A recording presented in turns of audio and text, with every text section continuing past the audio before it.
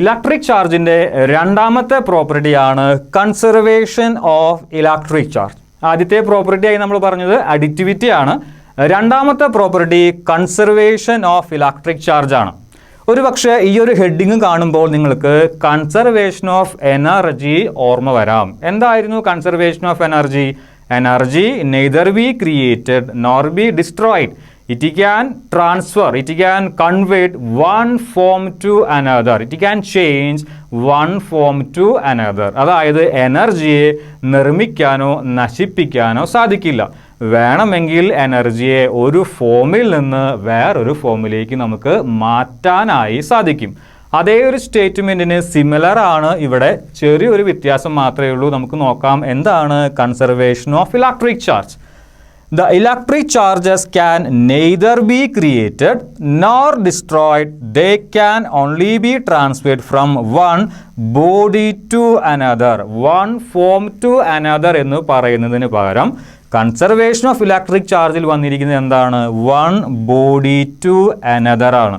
അതായത് ഒരു ഫോമിൽ നിന്ന് മറ്റൊരു ഫോമിലേക്ക് ഒരു പക്ഷേ നമുക്ക് ചാർജുകളെ മാറ്റാൻ സാധിക്കില്ലെങ്കിലും ഒരു ബോഡിയിൽ നിന്ന് വേറൊരു ബോഡിയിലേക്ക് നമുക്ക് ചാർജുകളെ മാറ്റാനായി സാധിക്കും. ഇനി ആദ്യം പറയുന്ന കാര്യം എന്താണ്? Electric charges can neither be created nor destroyed എന്നാണ്. അതായത് രണ്ട് തരത്തിലുള്ള ചാർജുകളാണ് പ്രധാനമായും നമുക്കുള്ളത്. പോസിറ്റീവ് ചാർജുകളും അതേപോലെ തന്നെ നെഗറ്റീവ് ചാർജുകളും. ഒരു പോസിറ്റീവ് ചാർജിനെ നമുക്ക് സ്വന്തമായി ഉണ്ടാക്കിയെടുക്കാനായി സാധിക്കില്ല. അതേപോലെ തന്നെ ഒരു നെഗറ്റീവ് ചാർജുകളെയും നമുക്ക് സ്വന്തമായി ഉണ്ടാക്കിയെടുക്കാൻ സാധിക്കില്ല, നശിപ്പിക്കാനും സാധിക്കില്ല. പോസിറ്റീവ് ചാർജുകളെയോ നെഗറ്റീവ് ചാർജുകളെയോ ഉണ്ടാക്കിയെടുക്കാനോ നശിപ്പിക്കാനോ സാധിക്കില്ല. പിന്നെ എന്തിനു നമുക്ക് കഴിയും? വേണമെങ്കിൽ ഒരു ബോഡിയിൽ നിന്ന് വേറൊരു ബോഡിയിലേക്ക് നമുക്ക് ട്രാൻസ്ഫർ ചെയ്യിപ്പിക്കാനായി സാധിക്കും.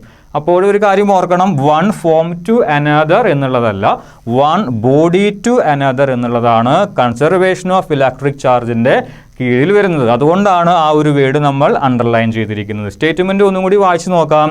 The electric charges can neither be created. ചാർജുകളെ ഒരിക്കലും ക്രിയേറ്റ് ചെയ്യാൻ സാധിക്കില്ല, അതേസമയം ഡിസ്ട്രോയ് ചെയ്യാനും നശിപ്പിക്കാനും നമുക്ക് സാധിക്കില്ല. They can only be transferred. വേണമെങ്കിൽ നമുക്ക് എന്ത് ചെയ്യാം? കൈമാറ്റം ചെയ്യാം, ട്രാൻസ്ഫർ ചെയ്യാനായി സാധിക്കും. എങ്ങനെ? ഒരു ബോഡിയിൽ നിന്ന് മറ്റൊരു ബോഡിയിലേക്ക്. കൺസർവേഷൻ ഓഫ് എനർജിയും കൺസർവേഷൻ ഓഫ് ഇലക്ട്രിക് ചാർജും തമ്മിൽ ഒരുപാട് സിമിലാരിറ്റീസ് ഉണ്ട്. പക്ഷേ ഏറ്റവും അവസാനം പറയുന്ന കാര്യം ഡിഫറൻ്റ് ആണ്. കൺസർവേഷൻ ഓഫ് എനർജിയിൽ വൺ ഫോം ടു അനദർ എന്നാണെങ്കിൽ കൺസർവേഷൻ ഓഫ് ഇലക്ട്രിക് ചാർജിൽ വൺ ബോഡി ടു അനദർ എന്നാണ്.